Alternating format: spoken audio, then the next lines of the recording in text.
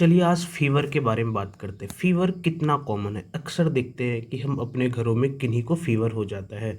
तो चलिए फीवर को जानते हैं, कैसे कंट्रोल कर सकते हैं, फीवर को कैसे ट्रीट कर सकते हैं, क्योर कर सकते हैं, फीवर कैसे होता है, इन सब चीज़ों के बारे में जानेंगे। हमारा बॉडी का जो नॉर्मल बॉडी टेम्परेचर होता है, अगर डिग्री सेल्सियस में बात करें तो 37 होता है, और फ़ारेनहाइट में बात करें तो 98.6 होता है। तो फीवर को हमने बॉडी टेम्परेचर के अकॉर्डिंग हमने लो ग्रेड, मॉडरेट ग्रेड और हाई ग्रेड में फ़ीवर को डिवाइड किया है। तो आप देख सकते हैं कि अगर बुखार आपका 99.1 से लेके 100.4 फ़ारेनहाइट रहे तो लो ग्रेड कहेंगे, 100.6 से 102.2 फ़ारेनहाइट रहे तो मॉडरेट कहेंगे, 102.4 से 100.8 डिग्री फ़ारेनहाइट या एबव रहे तो उसे हाई ग्रेड फीवर कहेंगे। कारण क्या है फीवर का? तो मुख्यतः दो कारण होते हैं फीवर का। एक इन्फेक्शन की वजह से फीवर होता है, एक नॉन इन्फेक्शन की वजह से फीवर होता है। तो बैक्टीरियल, वायरल इन्फेक्शन कितना कॉमन है। अक्सर मानसून सीजन में हम देखते हैं वायरल इन्फेक्शन लोगों को हो जाता है, फीवर होता है, सर्दी जुकाम होता है, कॉमन कोल्ड। ये कितनी कॉमन है। नॉन इन्फेक्शस कॉज में अगर हम देखें तो इन्फ्लामेशन की वजह से हो सकता है, कैंसर की वजह से हो सकता है, और ऑटोइम्यून डिजीज की वजह से हो सकता है।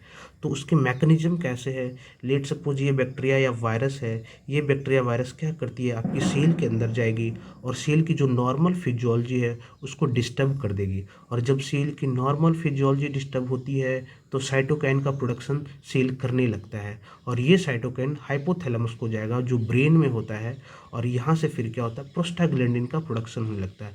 और ये जो केमिकल है, जब ये प्रोस्टाग्लैंडिन आपके ब्लड्स में बढ़ेगी तब क्या होगा कि ये आपकी बॉडी की core body temperature, that means body की टेम्परेचर को बढ़ाने लगेगी, जिससे फीवर हो जाता है। और शरीर की नसें को सिकुड़ाने लगेगी, वसो कंस्ट्रक्शन होने लगेगा, जिसके वजह से शरीर में जो ऊष्मा है वो एक्सचेंज नहीं हो पाता है और बॉडी में दर्द होने लगता है।